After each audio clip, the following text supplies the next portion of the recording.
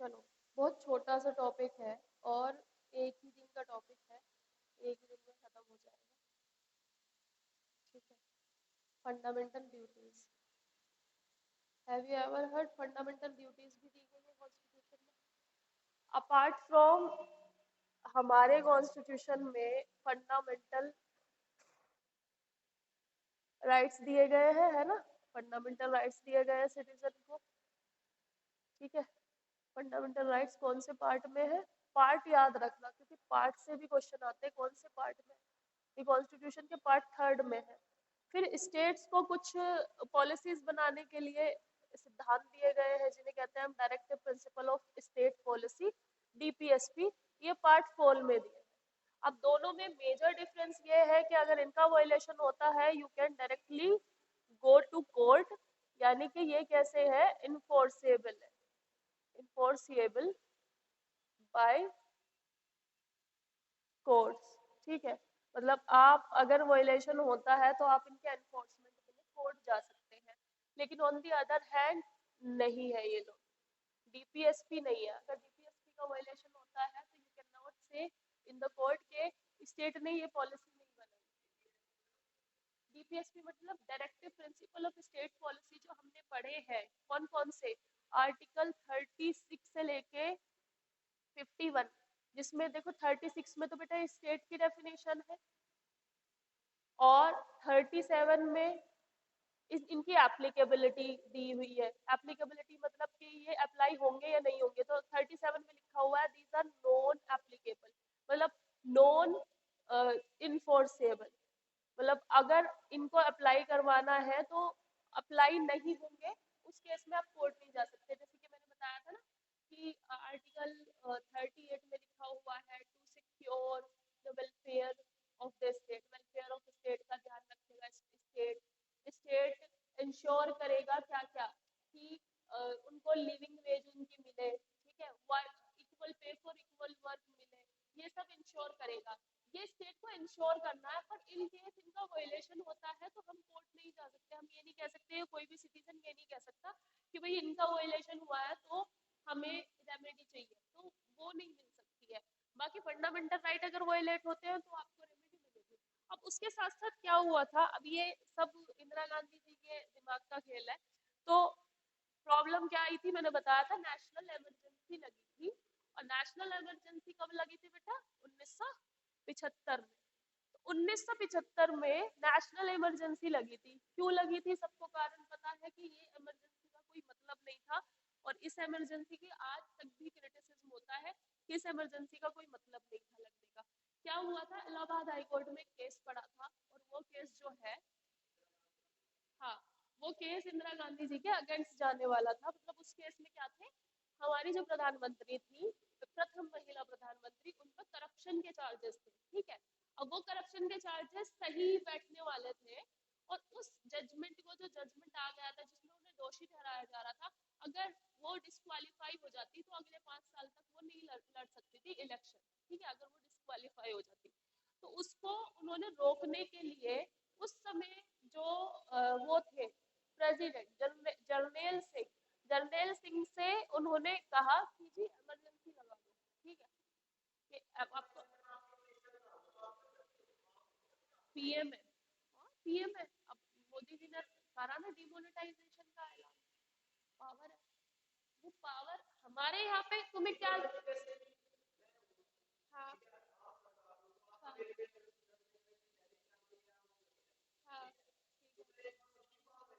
हाँ, जब तक तुम लोकसभा से डिस्क्वालीफाई नहीं हो जाते ना, तब तक तुम हो।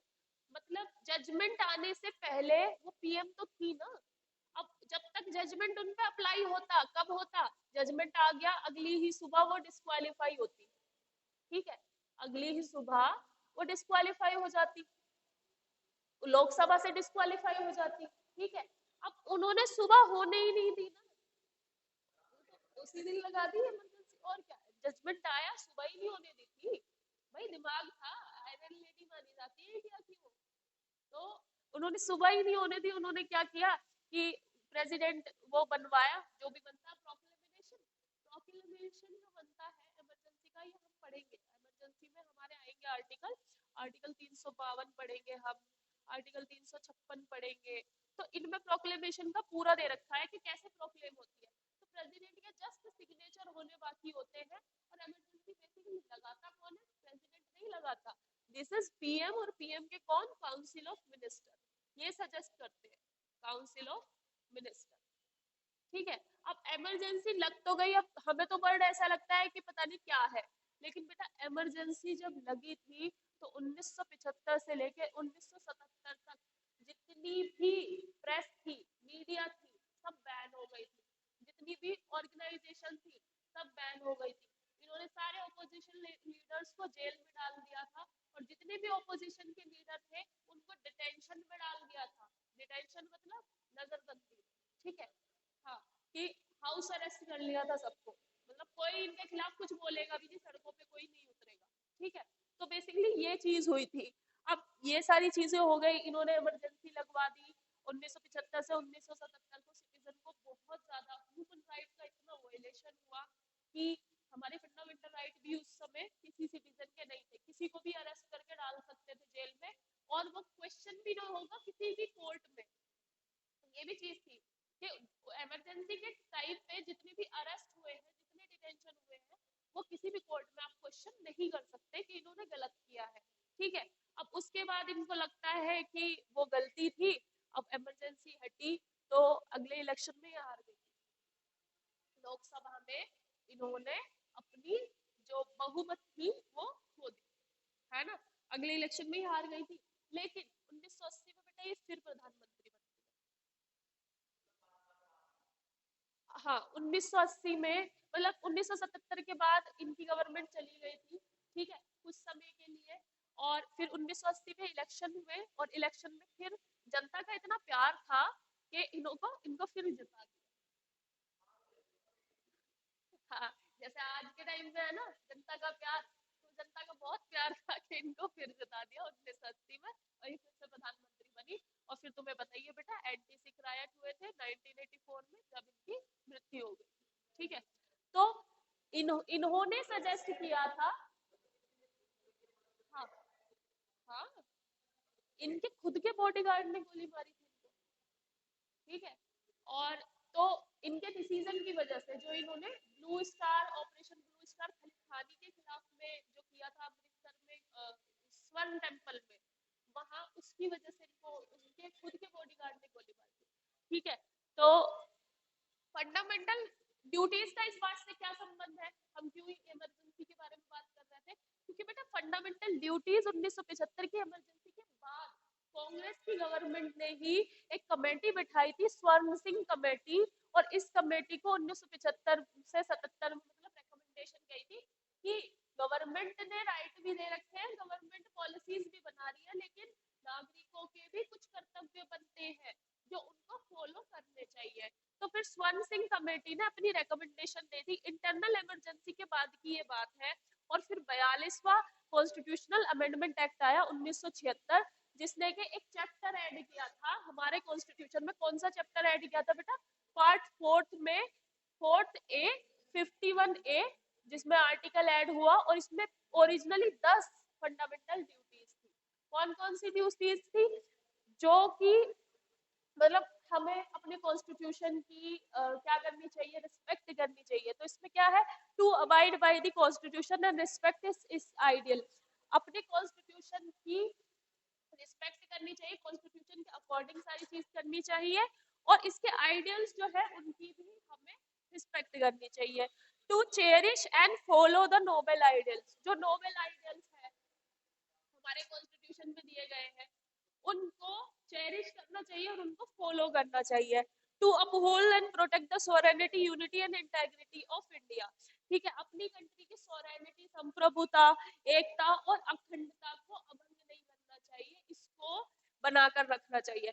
तो इसमें ओरिजिनली 10 ड्यूटीज थी जो दी गई थी, और लेटर ऑन इन्होंने काफी और ड्यूटीज जो है इसमें ऐड कर दी थी। ठीक है, तो ओरिजिनली 10 थी और बाद में ऐड कर दी थी। लेकिन बेटा स्वर्ण सिंह कमेटी ने जब रिकमेंडेशन दी थी तो कुछ और अदर रिकमेंडेशन भी दी थी। कौन कौन सी? स्वर्ण सिंह कमेटी में ये कहा था कि पेनल्टी और पनिशमेंट, कि अगर ये ड्यूटीज कोई फॉलो नहीं कर रहा है ना तो उसको पेनल्टी और पनिशमेंट होगी। ठीक है, पेनल्टी मतलब अगर नहीं फॉलो करेगा तो जेल में डाल दो। लेकिन ये वाली जो रिकमेंडेशन थी स्वर्ण सिंह की, ये मानी नहीं गई, उन्होंने मना कर दिया मानने से। फिर अगर पेनल्टी मिलती है तो वो किसी भी क्वेश्चन कोर्ट में क्वेश्चन नहीं होगा, यानी नॉट जुडिशियल रिव्यू, यानी कि तुमने एकता और अखंडता भंग कर दी है, तुम्हें जेल में डाल देंगे, फिर तुम्हें कोर्ट में भी नहीं जा सकते कि मेरा राइट वायलेट हुआ है। तो ये भी नहीं मानी इन्होंने इनकी बात। और ये भी कहा था कि टैक्स पे करना भी ड्यूटी बनाओ, सिटीजन की ड्यूटी, जो टैक्स नहीं पे कर रहा है उसे भी जेल में डालो। तो ये भी बात नहीं मानी। मेरे ख्याल से ड्यूटी टू पे टैक्स तो करना चाहिए था लीगल, क्योंकि जो चुराते हैं ना टैक्स उनके लिए सबक हो जाता है, जो नहीं देते, है ना। तो ये सारी चीजें थी, फंडामेंटल ड्यूटीज ऐड हुई, और बहुत क्रिस्प मैंने छोटी छोटी चीजें लिख दी हैं। स्वर्ण सिंह कमेटी ने रेकमेंड किया था 1975 से 77 में, इंटरनल इमरजेंसी का समय था, 42वां कॉन्स्टिट्यूशनल अमेंडमेंट एक्ट 1976 ऐड किया, और ये कुछ रिकमेंडेशन थी जो बात नहीं मानी गई, कांग्रेस की गवर्नमेंट ने नहीं मानी। और पार्ट 4 ए और 51 ए ऐड हुआ। ओरिजिनली 10 ड्यूटीज थी, और ड्यूटीज की जो लिस्ट है वो तुम्हें कंठस्थ करने की जरूरत नहीं है, क्योंकि ऐसे बिल्कुल कभी ड्यूटीज का कुछ नहीं पूछेंगे, बस इसके अराउंड ही क्वेश्चन पूछते हैं, ठीक है। तो दिस इज डन, इसको कर लेना। और बस इतना ही है, मैंने यहाँ पे 4 लिखी है, लेकिन टोटल ये अब 10-12 से भी ज्यादा हो गई है, टोटल तो मैं बता ही दूंगी।